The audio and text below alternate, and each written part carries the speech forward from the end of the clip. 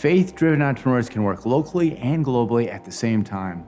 We have the unique opportunity to enter into the spaces where growth is happening. And through our ventures, we can understand what's really working well within a local context.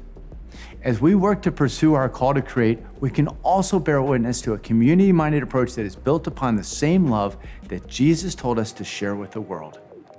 It is the Great Commission for us as faithful followers of Christ to make disciples of all nations. This may seem like a large and audacious idea, but when we as entrepreneurs take a local approach within different countries, cultures, and continents, we get to see God at work in every backyard around the world, not just our own.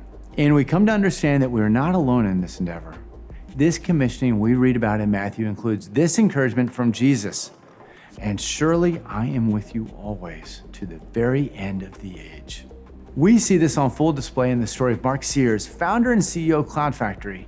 It wasn't until he and his wife Laurel followed God's prompting to move to Nepal that they realized that making a global impact can be done best through local connections. Let's watch.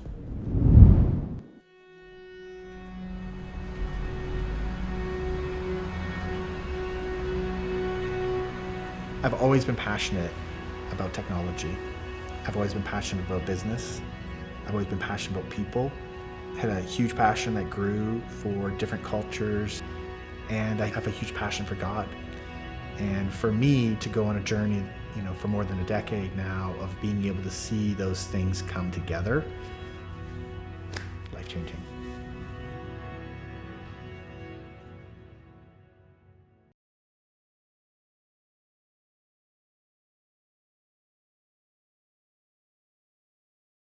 I remember the day, like specifically, we were working from home and we had desks across from one another, and she was reading her email or something and just said, "Hey, do you want to go to Qatar?" I used to be an accountant at the University of Calgary, and they'd opened up a branch in Doha. Mm-hmm. It was only supposed to be temporary, a 3-month assignment, and so we were just very newly married, and we saw it more as an opportunity to see a part of the world that we might not ever see otherwise. I had my own company. It was a software tech company, and so there was flexibility. It was sort of like, yeah, actually, I could probably work from anywhere. It was within our first 2 weeks in Doha that we were introduced to the plight of the migrant workers. We had no idea that just outside of the main city, through the desert, is this massive, basically a shanty town of migrant workers, hundreds of thousands of migrant workers. Coming from countries where there just literally is not enough work, and they are faced with the choice of moving abroad to earn money to send back to their families, or to stay home but not have enough money to literally feed their families. Next thing we know, we're going outside into these work camps. But the first person you met out there was our friend Denise. We became friends. Yeah, it was really a very important friendship. And it's through Denise that we ended up going to Nepal.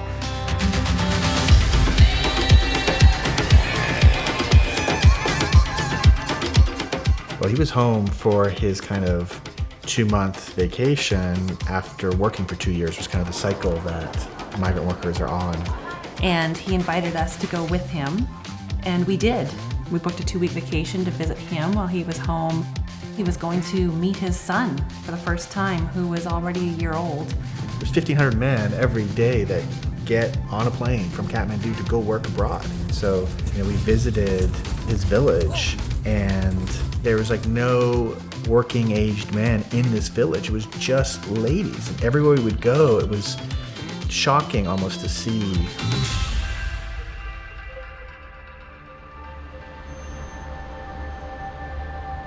The timing of being able to visit Nepal and to meet his family was awesome.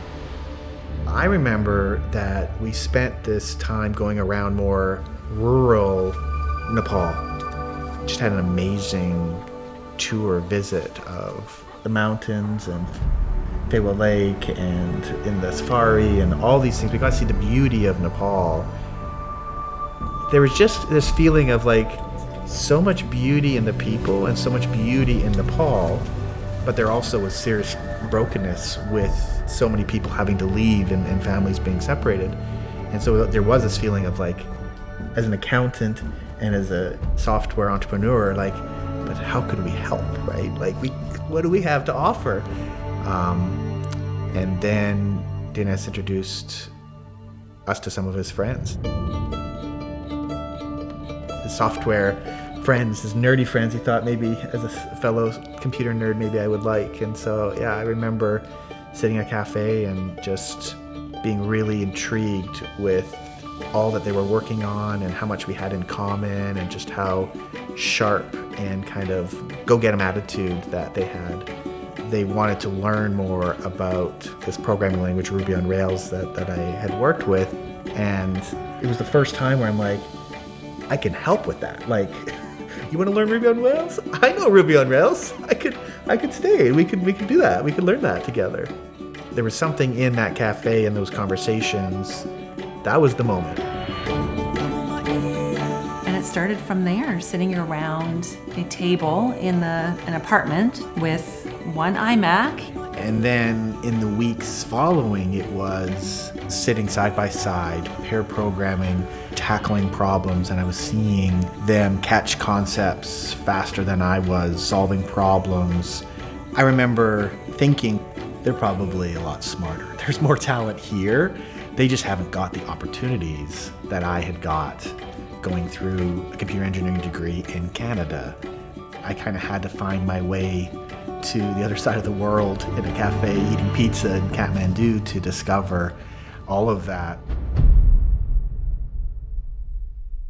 After I'd stayed for a few weeks, people were asking, where are you? And I'm like, I'm still in Kathmandu. I'm training up, some young developers on Rails.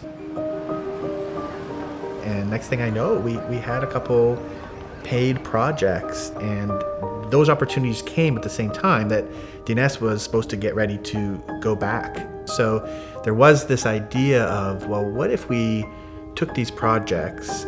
Would that be a way to have him stay in Nepal, stay with his family, and provide some work for these really smart, awesome developers? And that's when I realized, I think we're gonna live in Nepal for a while. I think what impacted me most, especially in the beginning years in Nepal, is just the amount of people we had in our home, the meals that were shared, the hours spent together establishing and growing relationships and friendships that grew so deeply that it felt and still feels like family. We realized very quickly that we were given help, so much more help than we gave, and even continue to give. Who's helping who here?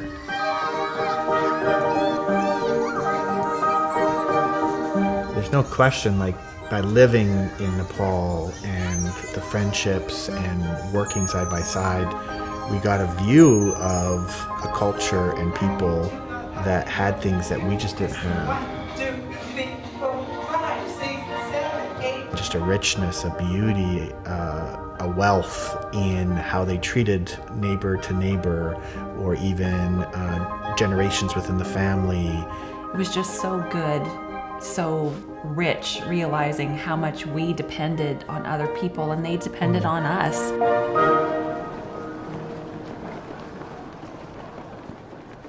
So we started to get more of those paid projects. They started coming from all over the world, and yet there was this demand in the market that we saw that wasn't just software. It was, we need people to do this data work for us in order to make our software technology work.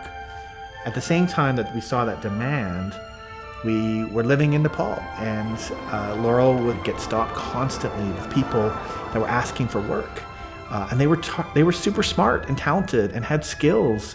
There was just general amazing talent that was not being fully utilized in our own neighborhood, in our church, in our friends. And so that's where it came. It's like, well, there's got to be a way to connect these two things together. And what would it look like if we built a platform to do that? And that was the seed of what is now CloudFactory.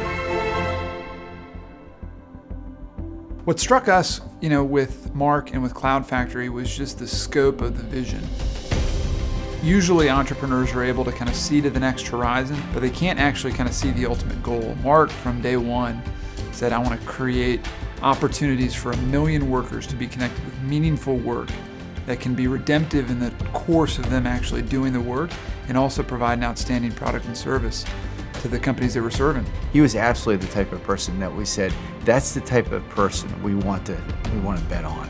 So much about investing is in betting on the person, the individual, rather than the idea. So, a combination of excellence and a heart for God that helped us make it really easy to invest in Mark. There was a very personal thing that happened at the same time, and it was one day at our dinner table, we had a guest over, and they just pulled out their Bible, which was a little bit awkward, to be honest. It doesn't happen all the time at our dinner table, for sure, and they really wanted to share this passage, this vision of this guy Ezekiel kind of finding himself in this valley, and God's there, and the whole valley is filled with dead, dry bones. And God asks, do you think these bones can live? And Ezekiel wisely says, yes, if you say they can, God, then they can, because you're God. And God says, okay, well then speak to them. And so Ezekiel obeys, and he speaks to the bones and tells them to live. And it's this huge transformation from a valley, a place of lacking in hope with a lot of despair, to, it says, this exceedingly great army arose. So that guest sharing the story one evening was certainly impactful, but it was over the course of the next week where 3 other people out of the blue mentioned that same passage. And that 4th time, I fell face down and just started weeping like a child, completely overwhelmed, because I knew that this vision of transformation was the whole purpose for the journey we were starting. Ultimately, this is about much more than job creation. What we want to do is build transformed leaders that then go out and they just have impact everywhere. That's the win. That's the success for us. And so that passage, it was the biggest stake in the ground that I go back to every time. So we made t-shirts, and it said, you see bones, I see an army on the back. And that was like the first t-shirt kind of big thing that we did.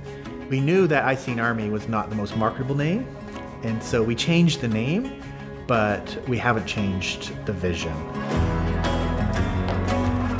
This is more than just a digital factory in the cloud where we process data. We know that there is a huge opportunity for us to see ourselves transformed in the midst of work. So, for us at Sovereigns, we're really focused on businesses and leaders who are both missionally driven and also focused on delivering at market rates of return.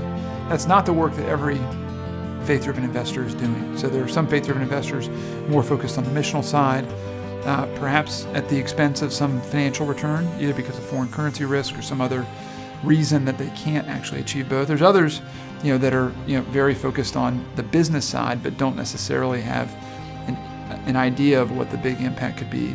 For the work that we do, we're really trying to find entrepreneurs that are in that middle ground where they're trying to do both without compromise.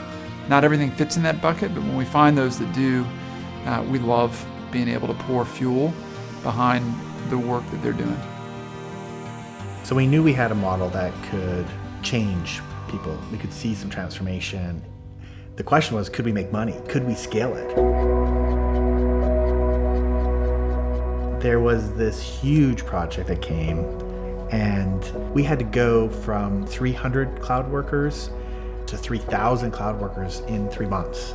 And of course, it was just building the airplane in the air. We had no idea what we were doing, just constant problems. But the team came together and we pulled it off. In the end, we were able to go through a really fast, aggressive growth make the client very happy, create tons of work and opportunity. And that was really kind of seeing CloudFactory come into orbit of, okay, yeah, we got a model that can create value that people want to pay for and can create value in terms of bringing opportunities that can impact people. I remember one day I walked out of the office at the end of a long day, and as I kind of went by the neighborhood kind of cafe, the whole place was filled with our team, after work, right? Just eating and laughing. And it was, again, this moment of like, I love that we are creating work and people are getting bigger paychecks and being able to buy better things. That's, of course, that's great. That's huge. CloudFactory मा काम गर्न चाहिँ धेरै नै रमाइलो छ, साथसाथै financially नि सपोर्ट भइरा छ। I knew that was good, but it was a moment where I realized that we set out for more than that. Through the grace of God, over the last 10 years, CloudFactory's had incredible growth. And they've had incredible growth in their underlying businesses. They brought on big multinational companies and great revenue supporting the work of, I guess, maybe 800 full-time employees now, maybe 6,000 or 7,000 cloud workers. So they've done that, and they've clearly competed and won in a competitive market. But one of the things that really makes CloudFactory unique is the way they love on their employees and in turn help those employees understand how to love on their community. If all we're doing is trying to solve the material, the financial part of poverty, we aren't actually dealing with the whole aspect of poverty as broken relationships that really was the foundation of starting the company. Of course, what happens is there's just been those continual cycles and checkpoints saying, are we on the right path? Does the day-to-day reflect what we are truly going after as a business?